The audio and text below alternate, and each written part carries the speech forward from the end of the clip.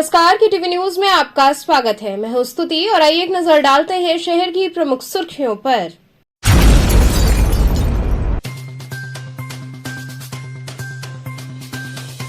विद्युत कर्मियों ने एमडी कार्यालय पर 15 सूत्री मांगों को लेकर कार्य बहिष्कार कर किया जमकर धरना प्रदर्शन।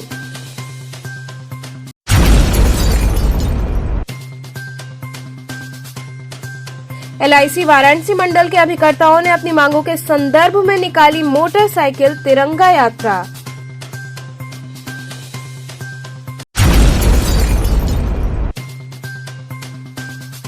हृदय रोगों के कारण व इनके बचाव के संदर्भ में बीएचयू हृदय रोग विभागाध्यक्ष ने दी विस्तार से जानकारी।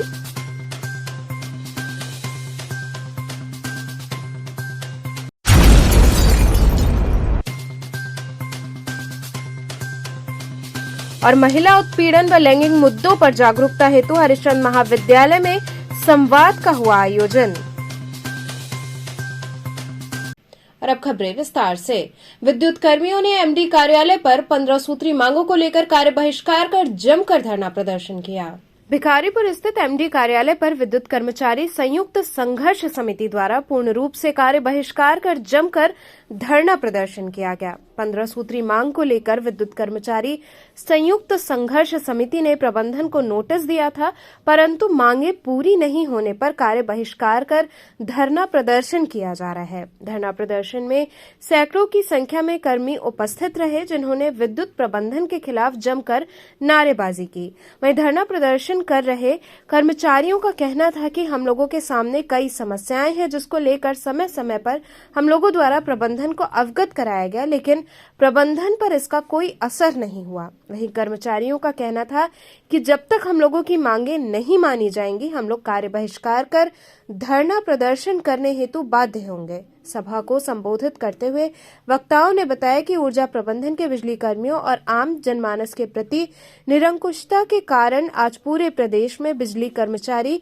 कार्य बहिष्कार करने को बाध्य हो रहे हैं। सभा को इंजीनियर चंद्रशेखर चौरसिया, आर.के. वाही, इंजीनियर संजय भारती, ए.के. श्रीवास्तव, शशि किरण मौर्य आदि पदाधिकारियों ने संबोधित किया।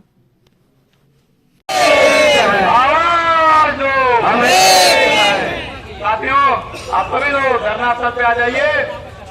कोई व्यक्ति गेट की तरफ न जाए।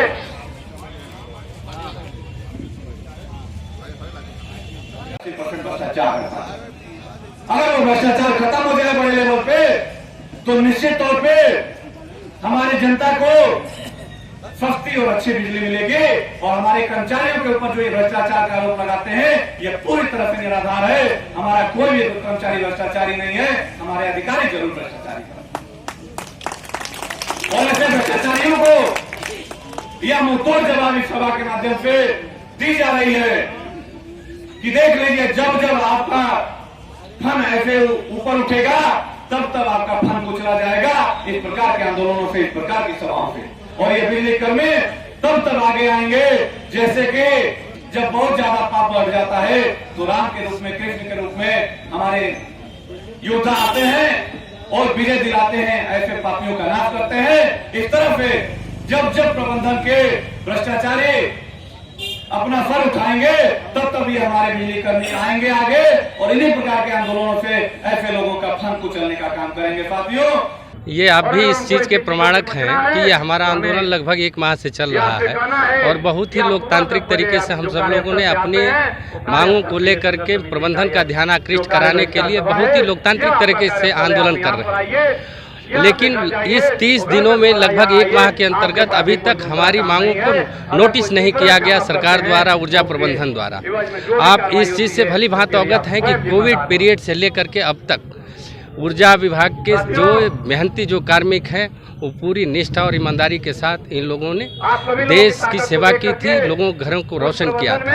आज वो लोग अपनी मांगों को लेकर के ऊर्जा प्रबंधन के सामने अगर 30 दिन से आंदोलनरत हैं, तो मैं इस बात को मानूंगा कि इसका सिर्फ और सिर्फ जिम्मेदार सिर्फ ऊर्जा प्रबंधन। तो बहुत से आगे अधिकारी अभी हमारे किस समर्थन में क्षेत्र आ में रहे भी हैं। लाइन भी नहीं बहुत चल से रही है, व्यापार कुछ मंडल, प्रशासन है उस पे निषाद राज, भाई हमारा मकसद बिजली बंद करना नहीं है। हम तो चाहते हैं, हम लोगों के सेवक हैं, हम चाहते हैं कि बिजली निर्बाध रूप से चलती रहे। प्रशासन इसमें इंटरफेयर करके हमारी जो जायज़ मांगे हैं, कोई ऐसी मांग नहीं है जो नाजायज़ है। अगर 35 साल 40 साल की सेवा करके अगर कार्मिक ये चाहता है कि नहीं सेवानिवृत्ति के बाद हमें पेंशन मिले, तो ये कहाँ से नाजायज़ है। इस विभाग में कार्यरत जो संविदा के कर्मी हैं, लगभग 70,000 80,000 की संख्या में वो कार्यरत हैं। उन्हें केवल मात्र 10,000 रुपये सैलरी दी जा रही है। वो अपने प्राणों की आहुति दे करके वो दिन रात झुलस रहे हैं। कल की ताज़ा खबर है, इटावा में वहाँ डबल पुल पे एक हमारा संविदा का भाई वहाँ जल करके अपने प्राणों गंवा दिया और शहादत दे दिया। तो हम ये चाहते हैं कि सरकार और ऊर्जा प्रबंधन इसमें प्रभावी हस्तक्षेप करके इस टकराव को समाप्त करे। हमारी जो मांगे हैं, ये मांग नहीं है, ये प्रबंधन का कर्तव्य है, वो करे। हम सब काम करना चाहते हैं, जनसेवक हैं, जनता की सेवा करना चाहते हैं, ऐसा कुछ नहीं। LIC वाराणसी मंडल के अभिकर्ताओं ने अपनी मांगों के संदर्भ में मोटरसाइकिल तिरंगा यात्रा निकाली। भारतीय जीवन बीमा निगम के वाराणसी मंडल के अभिकर्ताओं ने भारत सरकार के इंश्योरेंस सेंटर पर विनिवेश नीति एवं IRDA के पॉलिसी धारक अभिकर्ता एवं संस्था हितों के विपरीत पहल के विरोध में मोटरसाइकिल तिरंगा यात्रा निकाली एवं जिलाधिकारी वाराणसी को ज्ञापन दिया। संगठन ने वर्षों से चल रही आंदोलनात्मक कार्रवाई की जानकारी देते हुए अपनी मांग इंश्योरेंस सेंटर से GST कर कानून सहित FDI एवं विनिवेश को वापस लेने के बाद पुनः सरकार से दोहराई है तथा ऐसा न होने पर आंदोलन को और तेज करते हुए सड़क से संसद तक लड़ाई लड़ने के साथ ही मांग न माने जाने पर अनिश्चितकालीन सत्याग्रह आंदोलन करने की चेतावनी दी गई है। तिरंगा यात्रा में प्रमुख रूप से RK त्रिपाठी, RK गुप्ता, कपिल देव सिंह, स्वर्ण सिंह, राजेश सिंह इत्यादि लोग शामिल रहे। वित्त मंत्री होश में आओ, होश में आओ, होश में आओ। इनकलाब जिंदाबाद, जिंदाबाद, जिंदाबाद। धन्यवाद। आइए। नहीं चलेगा, नहीं चलेगा। चली जब हिटलरशाही, नहीं चलेगी, नहीं चलेगी। बैनर ले लीजिए, हिटलरशाही प्रबंधन मुर्दाबाद, मुर्दाबाद।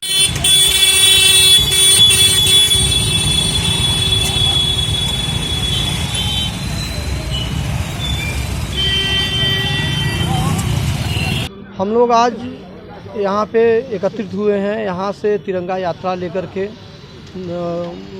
जिलाधिकारी महोदय को ज्ञापन देंगे, जिसमें बहुत सारी तभी हमारे राष्ट्रीय अध्यक्ष आप लोगों को बताए हैं कि हम लोग IRDA के खिलाफ़, भारत सरकार के खिलाफ़ ये हम लोग की लड़ाई चल रही है।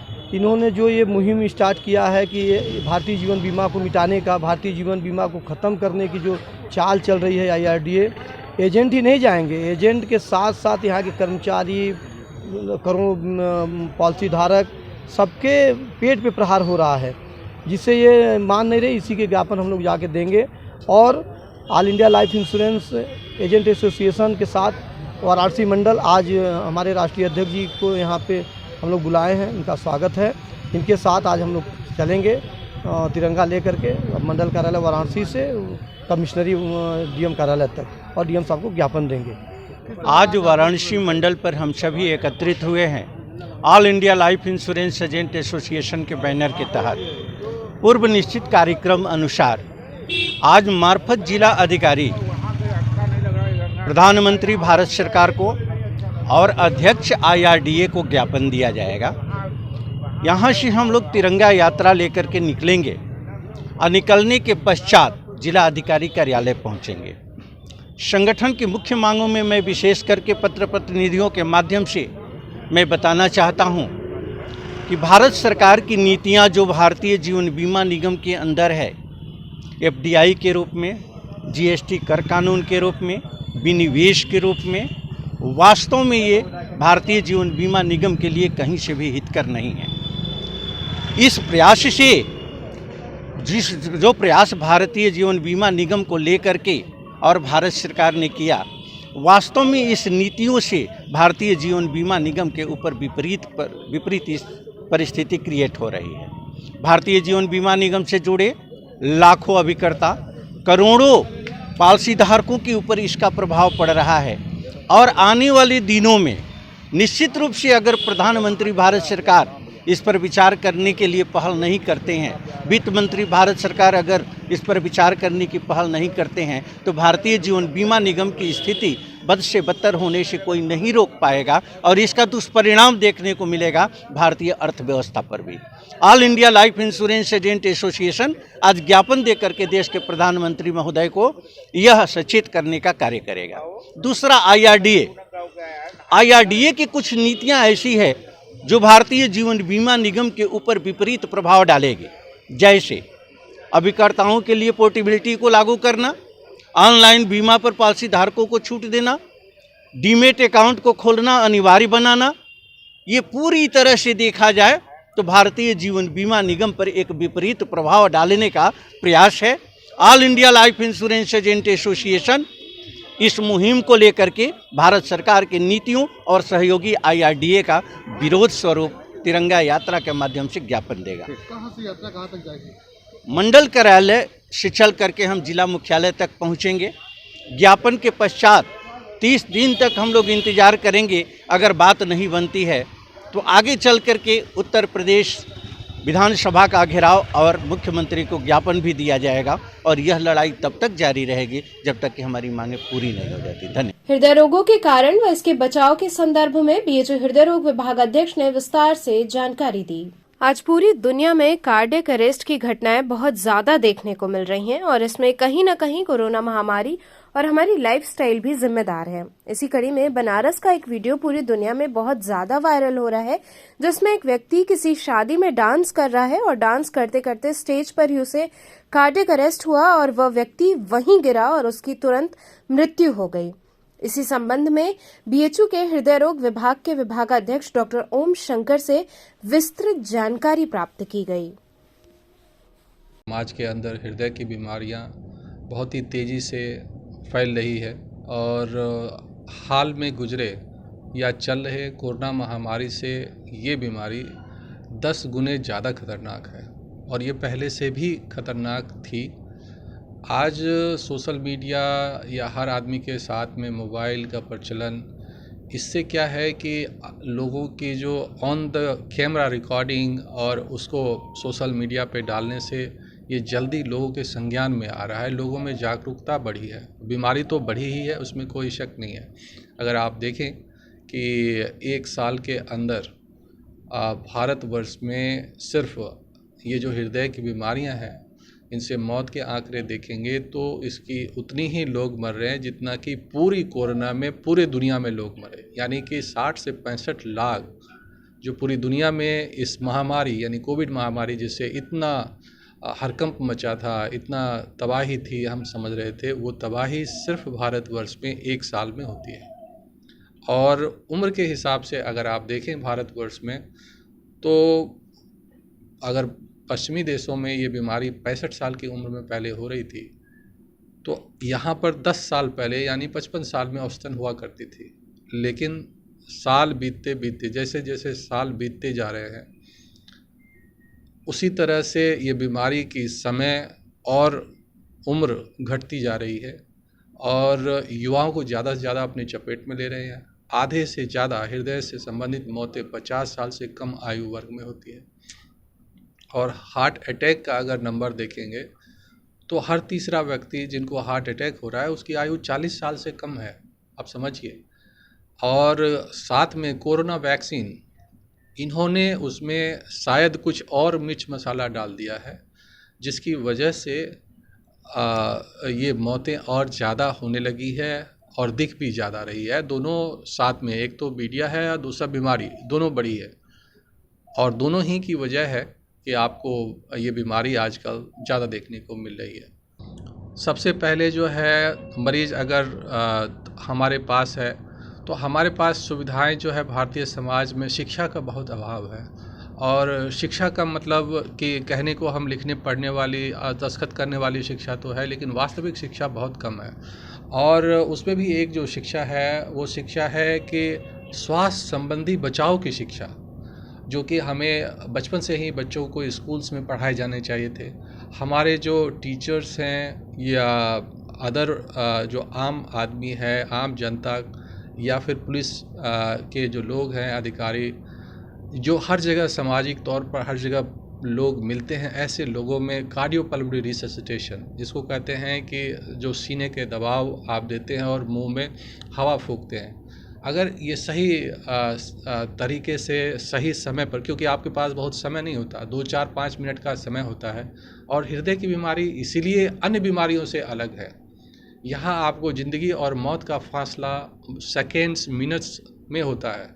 मुश्किल से आधे 1 घंटे कुछ और बीमारी में आपको मिलेंगे, जबकि अन्य बीमारियों में आपको कई वक्त मिलते हैं। तो इसके लिए 2-3 चीज़ें जो सरकार के तौर पर हम लोग को व्यक्तिगत जागरूकता के लिए जो इम्पॉर्टेंट है वो ये है कि हमने जो चीज़ें कही कि खान पान, रहन सहन और तनाव, इसको अपने जीवन से दूर करना होगा। जो शारीरिक श्रम को हमने छोड़ दिया था, वो नियमित शारीरिक श्रम, हर व्यक्ति को शारीरिक श्रम, चाहे वो दौड़े कूदे खेले, चाहे जिस भी तौर पर, बाकी काम के अलावा 1 घंटा जीवन में रोज़ निकालें जिसमें शारीरिक श्रम करें। बच्चों को स्कूल में खेलने के लिए आउटडोर गेम्स, यहाँ दौड़ना हो कंपलसरी, वैसे गेम्स खिलाना कंपलसरी करें। खान पान के तरीके में हरी फल सब्जियों का दें। युवा और वृद्ध और बच्चे सबके लिए गुणवत्तापूर्ण खाना और गैर मिलावटी खाना, इस पे सरकार की जिम्मेदारी है कि इस पर मजबूती से अमल करें, ताकि हम पूंजीवाद को बढ़ावा देने में हमने उसकी क्वालिटी को छोड़ दिया है और खुलेआम जो है मतलब असुरक्षित और प्रदूषित खाना हम लोग या जहरीला खाना खा रहे, चाहे वो फल हो, चाहे सब्जियां हो, हर चीज़ में मिलावट है। और उसके बाद अगर ये बीमारी से लोग आपने CPR करके अस्पताल में ले जाकर इलाज करना चाहा, तो इसके लिए आपको सरकार को 2 तरीके से काम करना चाहिए। एक तो मास अवेयरनेस कैंपेन चलाना चाहिए अपने पुलिस पर्सनल और गवर्नमेंट ऑफिशियल के CPR ट्रेनिंग के अलावा। एक कम से कम 200 बेड का हृदय विभाग और कार्डियोथोरेसिक सर्जरी, इसी का 2 विभाग होता है, हृदय विभाग, कार्डियोलॉजी, कार्डियोथोरेसिक सर्जरी 2 विभाग होता है। इन दोनों को मिलाकर 200 बेड का अस्पताल का निर्माण पूरे देश के अंदर आवश्यकता अनुसार कम से कम 50 ऐसे संस्थान बनाएं, जिसमें 150 बेड कार्डियोलॉजी के हो और 50 बेड कार्डियोथोरेसिक सर्जरी के हो। ऐसे संस्थानों के निर्माण की आज आवश्यकता युद्ध स्तर पर है। कोरोना से 10 गुने ज़्यादा बड़ी महामारी है। सरकार को समझना होगा कि आज इसकी आवश्यकता युद्ध स्तर पर की जानी चाहिए, वरना ऐसी मौतें होगी कि सरकार फिर कोरोना की तरह दौड़ भाग करेगी। इसलिए सही समय पर उपयुक्त कदम उठाएं। और सरकार, चूँकि हम जहाँ से बोल रहे हैं, हम सरकार के सबसे बड़े मुखिया यानी कि प्रधानमंत्री श्री मोदी जी के क्षेत्र से बोल रहे हैं, तो मोदी जी अगर इस पर अपने क्षेत्र से इसकी शुरुआत करें और बनारस हिंदू यूनिवर्सिटी में सबसे पहले 200 बेड के एक डेडिकेटेड कार्डियक सेंटर देने के लिए की घोषणा कर इसकी शुरुआत करें, तो इससे अच्छा काशी वासियों और अन्य लोगों के लिए और पूरे देश के लिए स्वास्थ्य के मौलिक अधिकार को लागू करने के लिए बेहतर कदम नहीं हो सकता। यहाँ रुकेंगे एक छोटे से ब्रेक के लिए। आप बने रहिए KTV के साथ।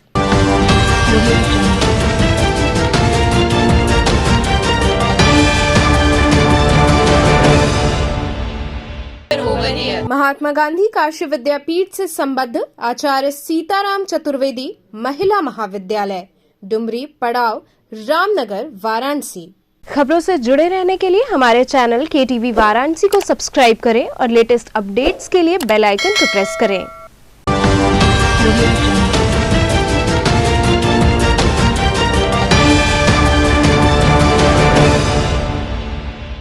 ब्रेक के बाद आपका स्वागत है। महिला उत्पीड़न व लैंगिक मुद्दों पर जागरूकता हेतु हरिश्चंद्र महाविद्यालय में संवाद का आयोजन किया गया। महिला उत्पीड़न व लैंगिक मुद्दों पर जागरूकता एवं संवेदनशीलता प्रसार हेतु हरिश्चंद्र महाविद्यालय में दखल संगठन के द्वारा संवाद का आयोजन किया गया।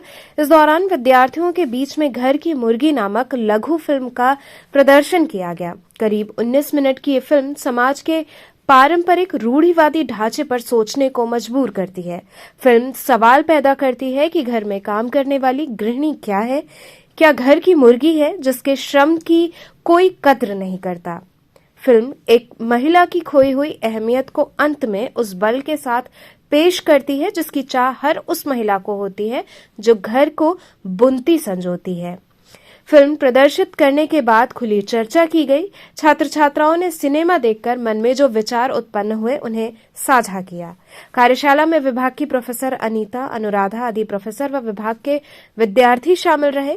कार्यक्रम का संचालन विजेता ने किया। कार्यक्रम में प्रमुख रूप से शालिनी, मैत्री, काजल, शिवांगी, रैनी आदि लोगों की प्रमुख भागीदारी रही। क्या है आज, किस तरह का ये है कार्यक्रम? जी, आज हम सब यहाँ हरिशन पीजी कॉलेज में उपस्थित हुए हैं।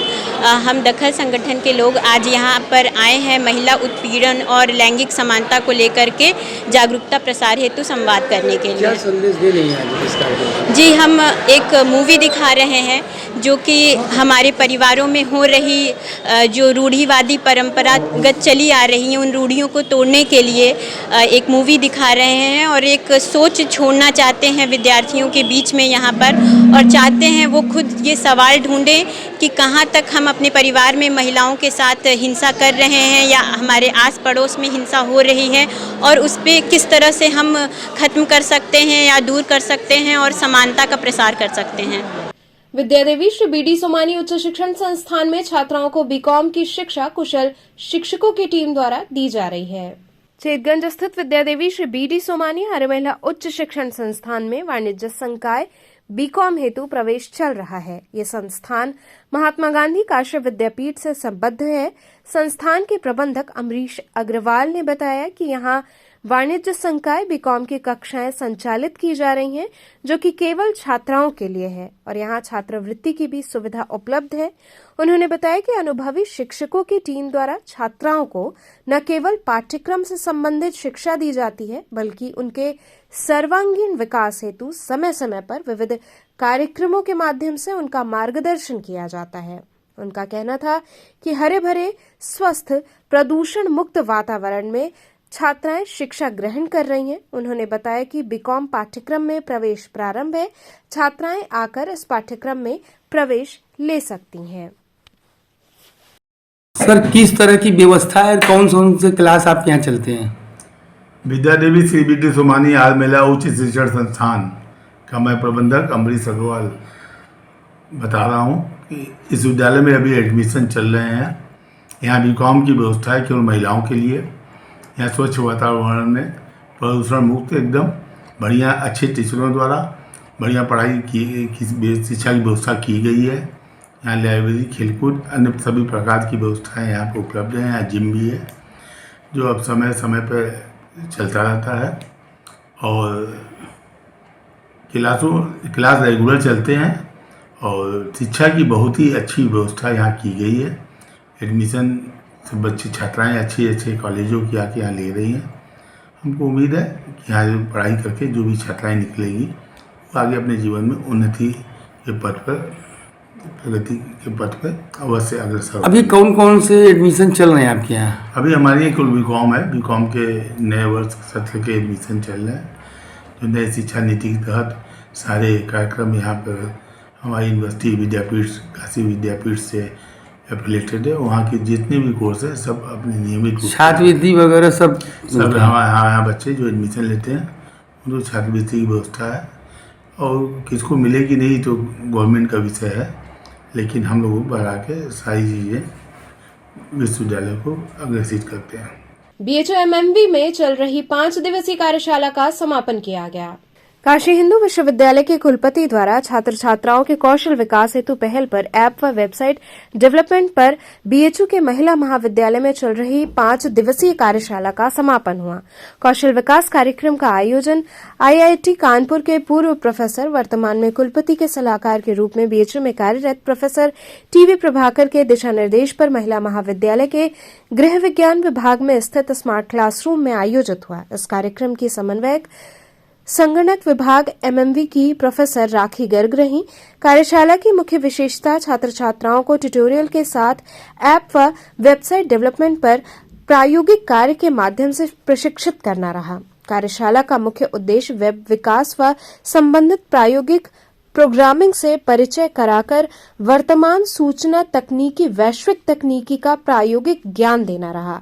मुख्य प्रशिक्षक IIT कानपुर के डॉक्टर सिद्धार्थ श्रीवास्तव व डॉक्टर आदित्य रहे। In demand a lot. So learn Python. You find like so many resources are online to learn Python, right? So learn one language properly. I mean properly in the sense you're not going to fully master it, right?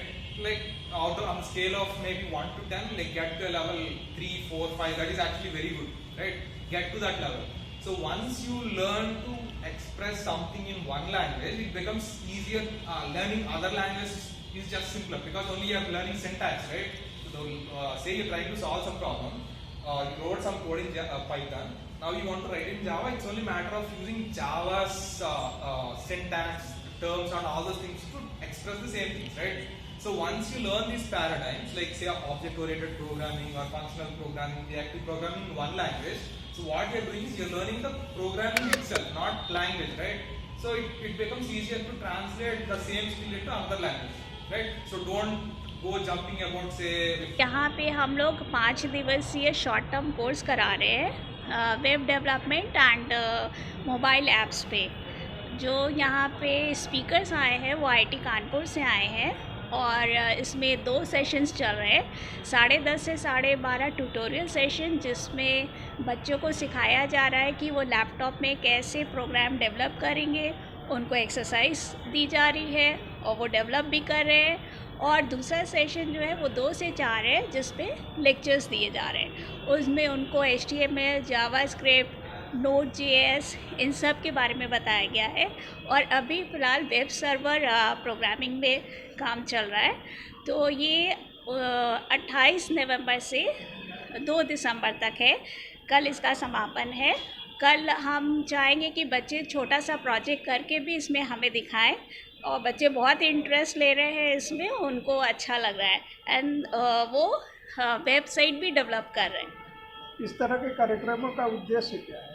इसका main उद्देश्य ये है कि बच्चे course में तो ये सारी चीज़ें होती नहीं हैं, तो हम लोग ये अलग से करा के चाहते हैं कि बच्चे और जो नई टेक्नोलॉजी है उसके बारे में जाने, सीखें, और जिससे उनको जॉब करने में, जॉब मिलने में भी आसानी होगी, प्लस वो टेक्निकली स्ट्रांग भी होंगे। काशी तमिल संगमम में आयोजित एकेडमिक कार्यक्रम में शिक्षा, संस्कृति व कला विषय पर चर्चा हुई। काशी हिंदू विश्वविद्यालय में एकेडमिक कार्यक्रम का आयोजन किया गया, जिसमें तमिलनाडु से आए शिक्षकों ने हिस्सा लिया। कार्यक्रम की शुरुआत डॉक्टर सौम्या मिश्रा के नेतृत्व में विश्वविद्यालय के कुलगीत की प्रस्तुति से हुई।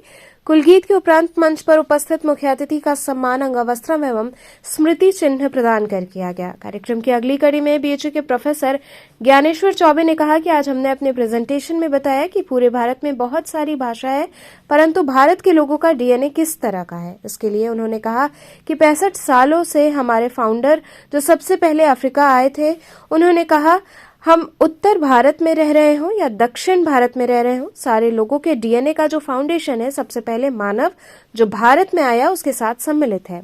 कार्यक्रम के अगले क्रम में प्रोफेसर सुनील कुमार सिंह द्वारा स्वागत भाषण में तमिलनाडु से पधारे सभी वक्ताओं का स्वागत किया गया एवं काशी भ्रमण के लिए आए सभी शिक्षकों का भी स्वागत हुआ। मुख्य वक्ता C मुथुलक्ष्मी ने मंत्र से पधारे तमिलनाडु के सभी शिक्षकों एवं विद्वानों के समक्ष अपने विचारों को रखते हुए कहा कि नई शिक्षा नीति के तहत काफी कुछ बदलाव आ रहा है। सरकार विभिन्न प्रकार की योजनाएं भी सामने ला रही है। वहीं इस अवसर पर कार्यक्रम की समन्वयक प्रोफेसर डॉक्टर बिंदा दत्तात्रेय प्रांजपे रहीं। आज जो है वो हमने ये दिखाया कि जो पूरा भारत है वो बहुत सारे लैंग्वेजेस है। यहाँ कोस कोस पे पानी बदले 3 कोस पे पानी, लेकिन उसके जो भारत के लोग हैं उनका DNA किस तरीके से एसोसिएटेड है। तो ये DNA पिछले 65,000 सालों से जो है वो फाउंडेड है। हमारे जो फाउंडर्स सबसे पहले अफ्रीका से आए थे, उन्होंने, या हम उत्तर भारत में रह रहे हों या दक्षिण भारत में, इन सारे लोगों का DNA का जो फाउंडेशन है वो जो सबसे पहला मानव आया भारत में उसके साथ एसोसिएटेड है। उसके बाद जैसे पिज़्ज़ा होता है, उसके अलग अलग लेयर्स होते हैं, वो सारे लेयर्स हमको कनेक्ट करते हैं, जिसमें कि इंडस वैली का बहुत बड़ा रोल है। इंडस वैली का एंसेस्ट्री जो है वो उतना ही नॉर्थ इंडियन के पास है जितना कि साउथ इंडियन के पास है, उतना ही काशी वाले के पास है जितना तमिल वाले के पास है।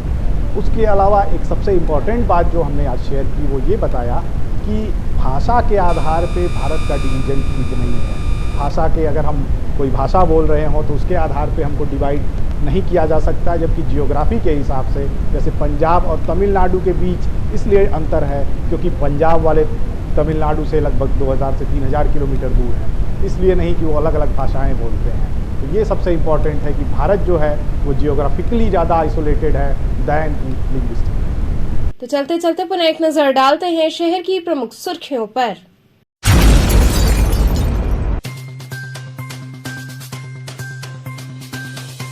विद्युत कर्मियों ने एमडी कार्यालय पर 15 सूत्री मांगों को लेकर कार्य बहिष्कार कर किया जमकर धरना प्रदर्शन।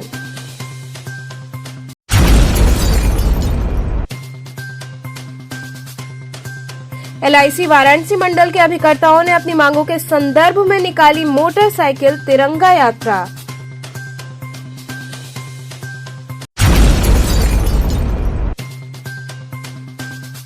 हृदय रोगों के कारण व इनके बचाव के संदर्भ में बीएचयू हृदय रोग विभागाध्यक्ष ने दी विस्तार से जानकारी।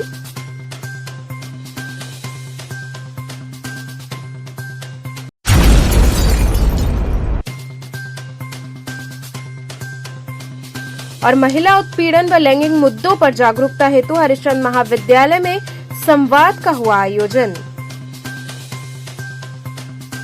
तो ये थे आज के समाचार, कल फिर होगी मुलाकात, तब तक के लिए नमस्कार।